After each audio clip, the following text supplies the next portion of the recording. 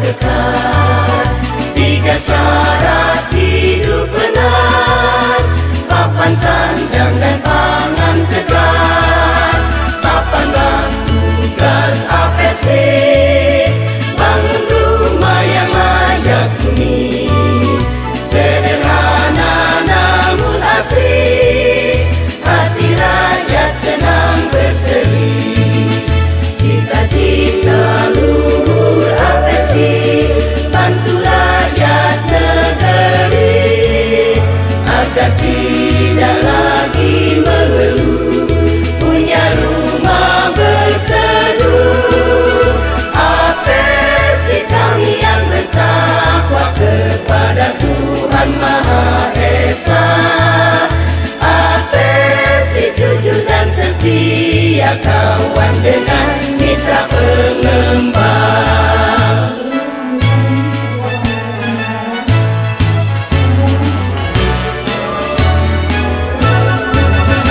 Bangsa Indonesia besar, adil makmur sentosa kekal.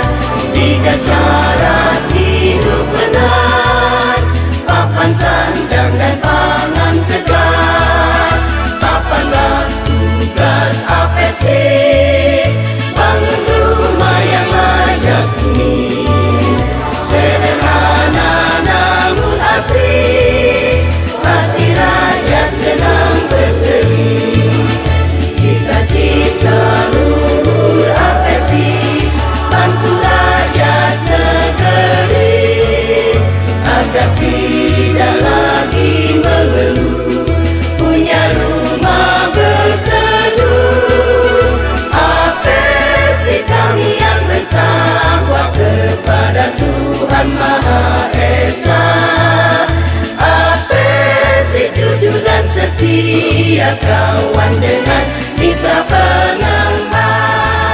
Sebelumnya kami ucapkan terima kasih kepada Ketua DPP Persi Bapak Junaidi Abilah yang telah berkenan hadir dan menyempatkan waktunya untuk dapat melihat acara rapat koordinasi pada hari ini. Melalui rapat koordinasi pagi ini, diharapkan pula dapat mempererat tali silaturahmi di antara para pengurus, anggota DPD APRSI Kalimantan Selatan bersama rekan-rekan kerja yang paling utama adalah dapat dimanfaatkan sebagai forum komunikasi dalam mendapatkan informasi penting strategis yang terkait dalam bidang perumahan. Kami Pak Ketum dari DPD APRSI Kalsel mengharapkan sekali dalam pembagian kuota MBR kalau bisa jatah se-Indonesia itu dibagi zona per provinsi. Kami pada saat ada jatah sekian puluh ribu unit, kita Kalsel lagi membersih umpai mencatok tiang, habis kuotanya sudah. Ini yang menjadi masalah. Habis dimakan oleh Jawa Barat, Pak. Jawa Barat anggotanya 900.000. Ini yang jadi perhatian serius bagi kami, Pak. Dalam paparan diskusi, mohon kalau ada orang dalam hati, keluarkanlah. Kita percuma di keluar video, kalau tidak ke pucuk pimpinan, sia-sia di sini, tidak bisa berbuat apa-apa. Mumpung mereka datang jauh-jauh dari sini, baik ketua umumnya, baik perbankannya, jadi keluarkanlah apa yang jadi masalah nanti kan. Assalamualaikum warahmatullahi wabarakatuh. Jadi kalau dikatakan pendiri APRSI pertama di Kalimantan Selatan, setelah kita cerai dengan Ray, maka saya yang pertama. Saudara-saudara, di dalam satu organisasi tidak ada yang namanya ngurus, semua ada. Ya, selisih paham pasti ada. Tetapi selisih paham itu sebenarnya perlu kita selisih paham. Karena dari selisih paham itu kita bisa mengoreksi diri kita bisa mengoreksi organisasi kita apa kurang, apa lebihnya. Tetapi APRSI semenjak berdiri di Kalimantan Selatan, saya kira cukup luar biasa. Apalagi akhir-akhir ini kegiatannya sudah cukup digagas oleh anak-anak muda. Makanya di Muncakul kemarin ini periode kedua dia sebenarnya ngomong tidak mau lagi. Jadi Bapak Ibu sekalian yang saya hormati, yang tidak bisa saya sebutkan satu persatu, perlu saya jelaskan hari ini kegiatan yang sangat baik, terutama di masa pandemi. Pandemi ini kita semua tadi Pak Dewan Pertimbangan kita lagi terdampak, ya kan? Setelah terdampak maka diperlukan persatuan, jangan kita pecah belah. Ya. Yang pertama saya sampaikan, Kalimantan Selatan itu urutan ketiga dalam asosiasi yang jumlahnya terbesar. Satu itu Jawa Barat, tadi disampaikan Pak Ketua 900.000 syarat, Pak Ketua 900 Pak. Anggotanya 900 ya di Jawa Barat. Karena itu mohon maaf, yang lahir duluan sangat jauh di bawah, ya kan? Kedua Sumatera Utara, ketiga Kalimantan Selatan, ya kan? Dengan sekian tahun APRSI sudah berjumlah 300. Ini prestasi yang tidak gampang, ya. Artinya kalau perang itu sudah menguasai wilayah, ya, betul Pak Kopassus. Jadi kalau bicara menguasai wilayah, kita sudah menguasai wilayah. Artinya bisa diperhitungkan APRSI di Kalimantan Selatan. APRSI beda dengan asosiasi lain, perjuangannya beda Bapak Ibu sekalian. Ya. Jadi saya berharap ke teman-teman yang masih beda friksi, kita bukanlah organisasi politik. Saya ingatkan, walaupun di sini saya tahu ada teman-teman yang berpolitik, tapi organisasi kita bukanlah organisasi berpolitik. Organisasi kita itu organisasi perjuangan, perjuangan atas kepentingan bersama. Saya tahu kita itu kepentingannya sama. Ini judul ini di masa COVID, bagaimana kita bangkit dari COVID. Setuju nggak? Bagaimana dapur kita ngebul, setuju? Bagaimana akad kredit lancar, setuju? Bagaimana aturan itu mudah, setuju? Inilah tujuan kita. Kita bersama-sama bagaimana berjuang untuk kepentingan kita ke depan. Selamatkan perahu kita, selamatkan dapur kita, selamatkan usaha kita, selamatkan anak istri kita dan karyawan kita. Izin saya menyampaikan, pertama mengucapkan selamat dan sukses. Semoga acara rapat koordinasi ini berjalan lancar, baik, dan kemudian mendapatkan poin-poin yang bisa kita buatkan menjadi rujukan bersama, kemudian sekaligus juga menjadi komitmen kita bersama, dan kemudian pulang dari sini APRSI semakin di depan, konsisten membangun rumah MBR untuk masyarakat yang sangat membutuhkan. Tapi yang jelas organisasi ini adalah memiliki komitmen. Komitmen pertama adalah mengurai Undang-Undang Dasar 1945 pasal 28 poin H, di mana kita adalah konsisten menyediakan menjadi mitra pertama di tengah-tengah program pemerintah, yaitu menyediakan rumah MBR yang nyata-nyata adalah masyarakat Indonesia masih terbukti 14 juta warga masyarakat Indonesia belum memiliki rumah, diantaranya terutama rumah MBR yang terus-menerus diperjuangkan oleh APRSI Republik Indonesia. Untuk musda APRSI yang baru ini, saya mau bertanyakan apakah itu sesuai dengan ADART yang ada dari APRSI sendiri? Karena kegiatan musda sendiri yang saya tahu pertama itu belum adanya laporan pertanggungjawaban. Ini kasus seperti ini bukan hanya Kalimantan Selatan, termasuk Monas. Tidak ada pelanggaran anggaran dasar ketika itu sudah diambil kesepakatan bersama dalam situasi COVID. Ya, semuanya pemerintahan pun begitu, anggaran berubah, termasuk rapat partai politik ya Bapak, semuanya jumlahnya yang harusnya banyak dikurangi semuanya. Ya, musda sebenarnya sudah lewat, tapi mekanisme itu sudah jalan. Ya, bicara musda di mana tempat itu sudah biasa dilakukan oleh teman-teman Apersi yang lainnya juga. Dan musda di Jakarta itu bukanlah yang pertama kali Kalimantan Selatan, tidak. Jadi beberapa daerah yang daerahnya salah satunya ya terkait alasan COVID bisa dikumpulkan di Jakarta melalui perwakilan-perwakilannya. Saya juga minta bukti-bukti WA-nya, apakah teman-teman bisa mewakilkan ya. Nah ini sebenarnya yang penting mekanismenya sudah jalan. Dan masa COVID ini memang diberikan keadaan yang diperbolehkan. Ya. Nama saya Marhumin dari Midijina Amara Properti. Lokasinya di Jalan Layani nomor 10 Tegal Anyar, Pajar.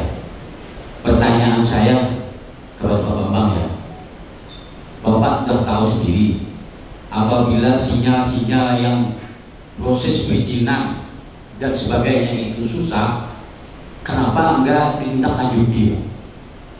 Apakah kita hanya di meja ini aja, apa rapat begini saja? Maksud saya itu action Pak, jangan ngomong doang. Terima kasih Pak. Assalamualaikum warahmatullahi wabarakatuh. Ya, terima kasih. Kalau head to head juga secara langsung kita sudah. Nah kita membawa kepada forum namanya FGD, forum grup diskusi, supaya siapa yang menabur angin menuai badai bisa ketahuan oleh kita. Nah diantaranya contoh tadi di lokasi Pak, di lokasi itu adanya di mana? Pintu gerbangnya ada di DPNPT Pak. Yang mengerjakan adalah PUPR, Dinas PUPR. Tapi ujungnya adalah pada saat kita ekspos dan lain sebagainya, sebenarnya memang tidak ada retribusi. Tapi kita juga kalau terlalu lama menunggu itu suka capek. Nah kita bawa masalah-masalah ini bahwa ujungnya Pak, dari seluruh rangkaian kegiatan kita adalah dalam rangka penguatan ekonomi rakyat Pak.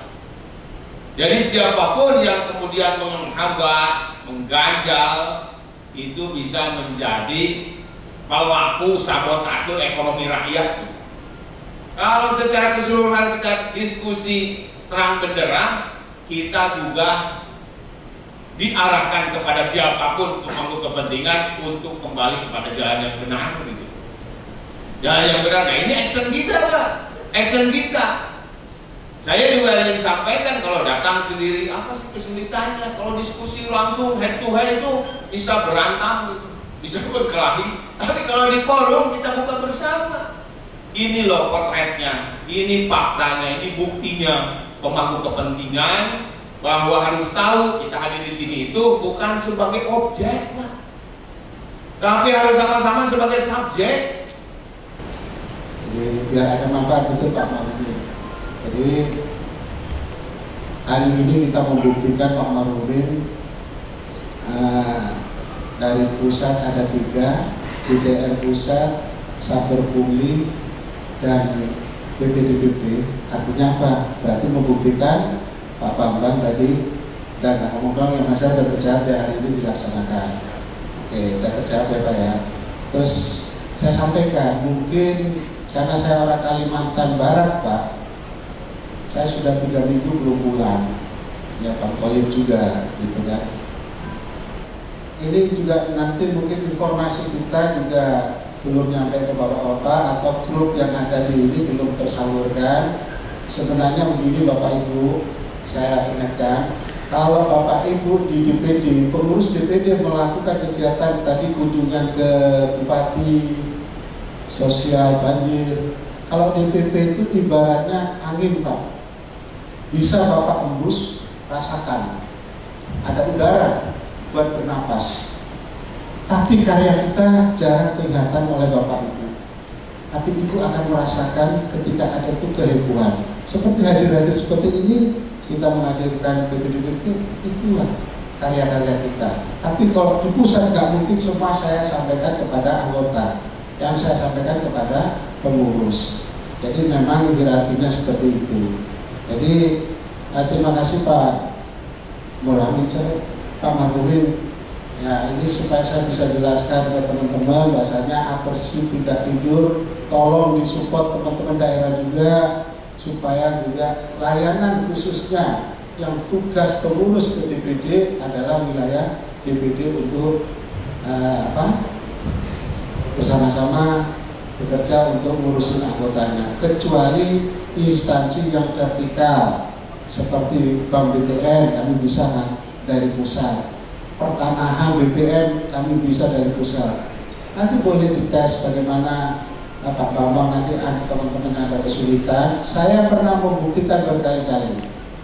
Kesulitan Bapak Ibu tolong nanti sampaikan ke Saber Pulih.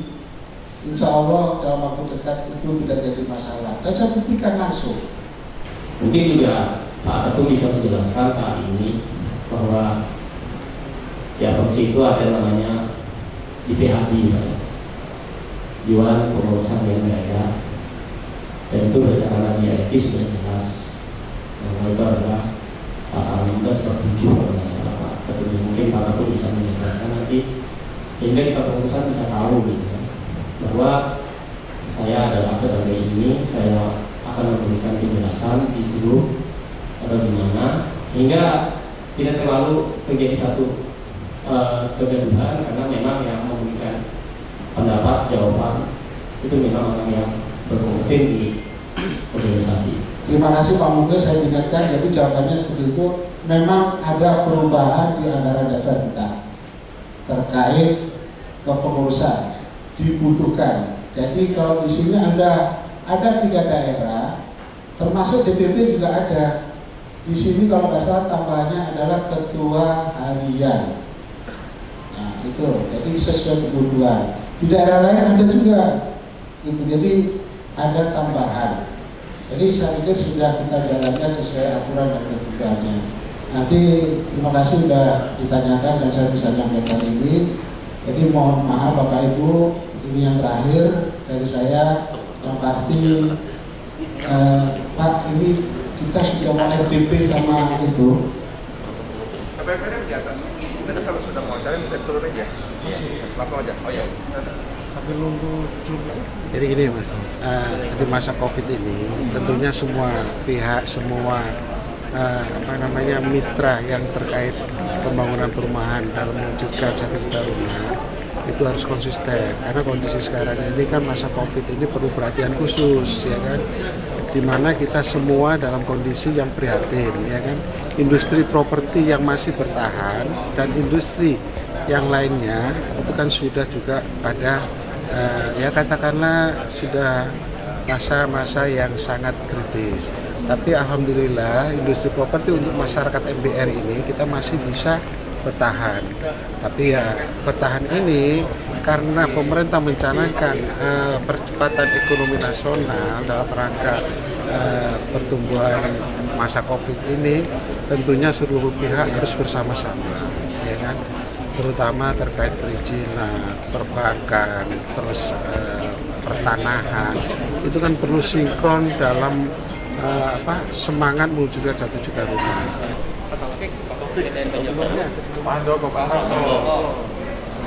Dapat yang dilaksanakan dengan metode virtual, walaupun awalnya kita sudah siapkan tempat di lantai 8 untuk fisik, karena saya terinfeksi virus COVID-19. Hal ini sesuai dengan target rencana pembangunan jangka menengah nasional 2020 sampai 2024 yang menargetkan, sehingga penguatan dari provinsi masing-masing sebenarnya sudah cukup menjamin penguatan ini yang masuk sebagai stimulus sektor properti oleh dalam program PEN, di mana multi effect yang diharapkan dari sektor properti sebagai lokomotif perekonomian akan tidak efektif karena terkendala oleh realisasi KPS subsidi yang terhambat. bagaimana selalu dikampanyekan bahwasanya subjek adalah konsumen. Nah kami ini pelaku ekonomi, apakah bisa disamaratakan sebagai subjek? Tolong kondisikan kami para pengembang sudah banyak berkurang dengan cara menakut-nakutin produk Bapak. Saya yakin ini ada kegagalan. Nah, ini bagaimana pemerintah hadir di masyarakat. Saya setuju dengan program Bapak Jokowi dengan suka rumah. Beliau perhatian sekali pada program ini.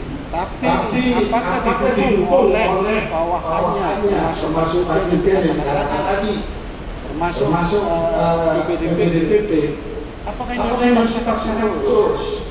Pastilah ini akan menjadi dilematis kita semua. Kondisi ekonomi susah, teman-teman kita para buruh hari ini kerja, hari ini makan, dia pada karya, sementara di beberapa ini apakah Bapak berpikir efek dampak sosial dari penerapan subsidi ini, ya kan? Kita berusaha menjadi chaos nasional karena berpikir masa ini orang bisa berbuat apapun.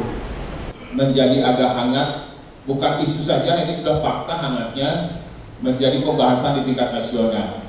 Tapi barangkali lebih lengkap kita dengar langsung dari Mas Alfian.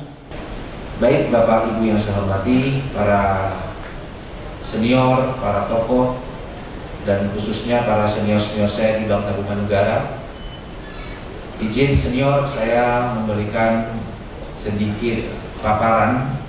Tadi sudah disampaikan oleh Pak Direktur Utama kita terkait bagaimana aplikasi Sipetruk ini berjalan. Dan kami prinsipnya tidak ada niatan kami untuk memberikan beban yang lebih bagi teman-teman semua. Kenapa sih Sipetruk itu kita ciptakan, yang kita mulai dari fase si kaset, kemudian si kumbang, kemudian ada si Sipetruk. Sebenarnya ini bertujuan bagaimana menjaga kualitas, menjaga kuantitas dan kualitas bangunan yang dibangun oleh teman-teman semua. Bagaimana bisa kita menjadi apa-apa dan menjadi yang luar biasa ketika kita bisa berkolaborasi secara bersama. Karena kami menganggap pengembang, mitra stakeholders perumahan, bukan hanya pengembang namun perbankan, ini mitra yang sangat strategis dalam mensukseskan program 1 juta rumah di Republik ini. Nama apa? Ikhtiar Samsul Alam. Ya, apa yang kami lihat tadi tidak ada penjelasan di Sipetruk ini yang berbicara masalah kualitas. Namun kami yang ada di daerah masih terkendala dengan aturan PP 64 ini, di mana banyak daerah itu belum memperlakukan secara maksimal. Kami sangat menghormati pihak UPD yang telah keliling, sudah turun ke daerah mensosialisasikan masalah ini. Namun masih ada daerah-daerah yang belum memperlakukan secara optimal. Maka hari ini notulen rapat kita pada hari ini, rapat koordinasi ini, harapan saya ini bisa diteruskan ke DPP, kemudian diteruskan lagi ke kementerian, dan nanti kementerian bersurat kepada daerah untuk mengoptimalkan PP 64 ini. Itu yang pertama. Yang kedua, mengenai PLN, saya mengalami apa yang disampaikan tadi di sini. Memang masalah jaringan PLN ini kita memohon itu dari awal sampai realisasi 1,5 tahun sampai 2 tahun Pak. PLN? Iya. Belum realisasi? Belum realisasi, baru realisasi setelah 2 tahun. Ini yang kita alami di daerah. Nah, ini kan ada rumah yang sudah jadi. Untuk saja pihak BDN memberikan solusi, bisa akad. Tapi setelah beberapa bulan ada penghuni. Rumah ini kan dihuni, ada berapa hunian? Kemudian mereka nanya, kapan PLN-nya dipasang? Ini kan kendala lagi buat semalam kamu jadinya. Tidak lama lagi pihak bank lagi nanyakan, kapan ini dipasang listriknya? Ini merupakan kendala yang sudah dibayar belum? Listrik sudah Pak, tapi ada biaya-biaya tertentu untuk jaringan. Walaupun itu sudah dipenuhi, tetap saja waktunya itu lama. Ini yang menjadi kendala kita daerah. Itu yang kedua. Dan yang terakhir, mohon bimbingan kepada pihak bank penyalur Pak.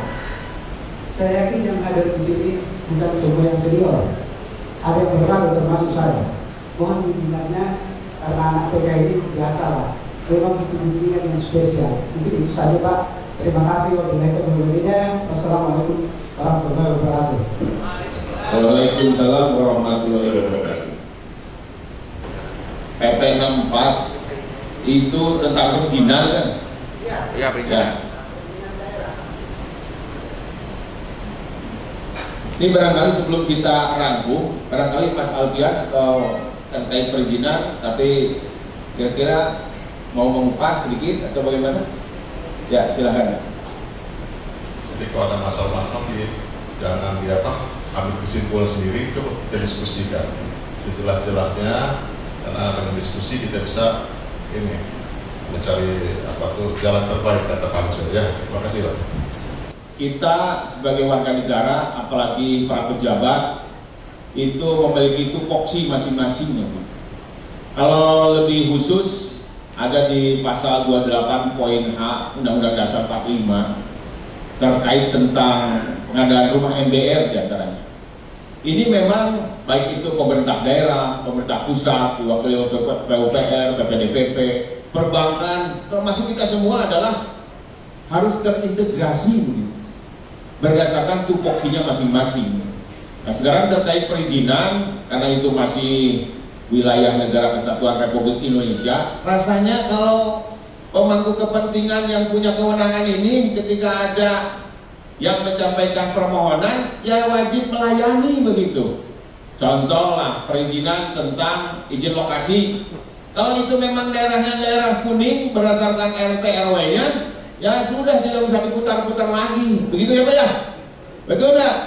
Tidak usah diputar-putar, udah keluarkan karena ada SOP-nya juga begitu.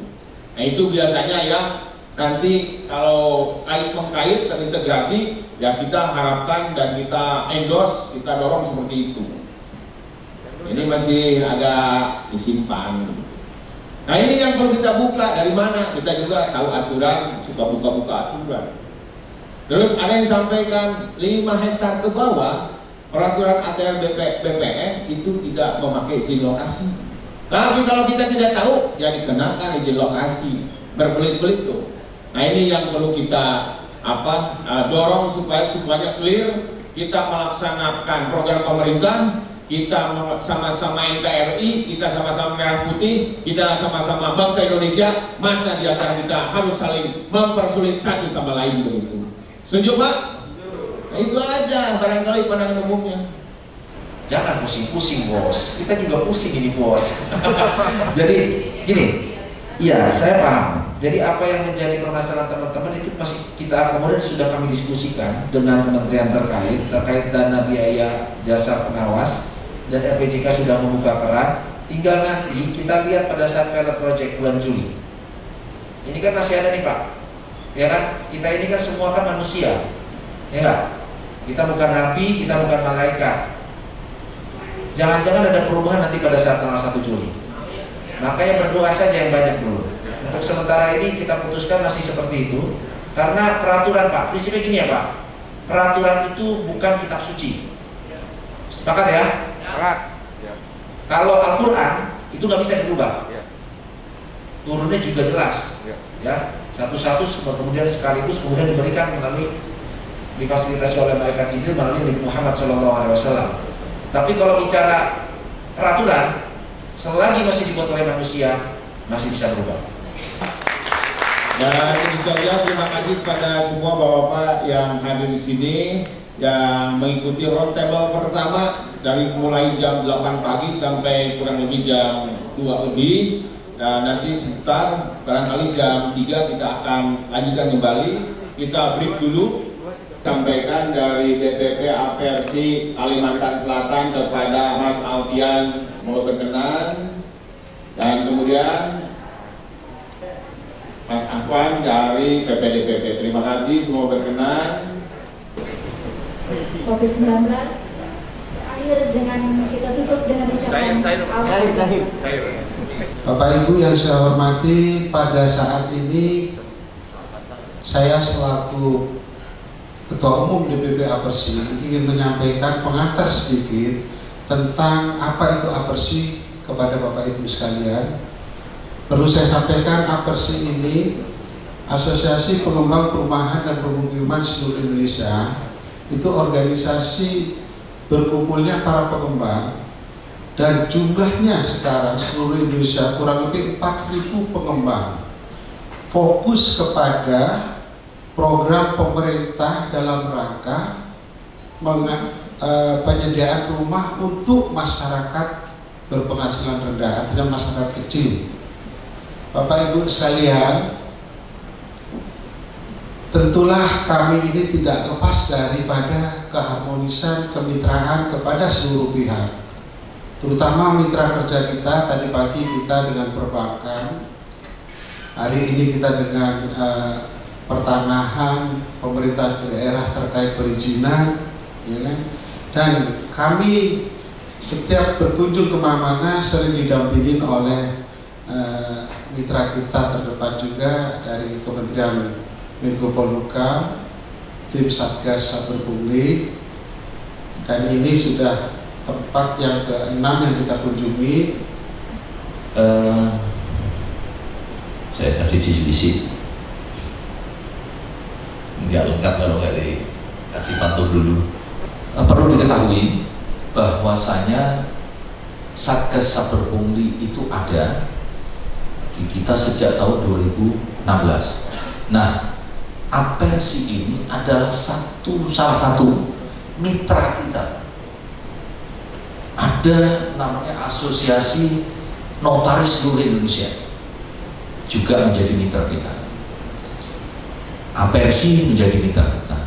Ada lagi banyak itu. Saya kebetulan kan baru menjabat di situ, jadi kami lebih dahulu Pak Agung Makbul datang menjabat di Polhukam itu, dan langsung merangkap jabatan fungsional menjadi kepala sekretariat Satgas Saber Pungli Pusat. Banyak lagi, ada Satgas PPLN, penanganan pengusulan negeri, Satgas Mafia Tanah, ngeri-ngeri pokoknya, namanya itu ngeri, ya. Dan itu perintah presiden. Dasarnya adalah kami berdiri itu adalah Perpres 87 tahun 2016, ya, baik pusat maupun provinsi serta kabupaten. Nah, untuk tingkat kota dan kabupaten, kepalanya Satgas Saber Pungli adalah Wakapolres, wakil Kapolres. Nah, siapa yang mengawali di sana? Ada bidang-bidang apa saja? Itu ada unsur instansi terkait, ada kejaksaannya, ya kan? Terus ada inspektorat, Pemdanya ada di situ. Nah, fungsinya ini mengoptimalkan personel yang ada di kementerian dan lembaga tingkat pusat, dinas satuan kerja di provinsi, kota dan kabupaten. Bersinergi membentuk satgas. Ayo kita perangi pungli. Di mana? Ya di temennya sendiri, di lingkungan kita kerja sendiri. Mohon maaf, sebagai contoh di lalu lintas, di unit-unit pelayanan masyarakat terdepan.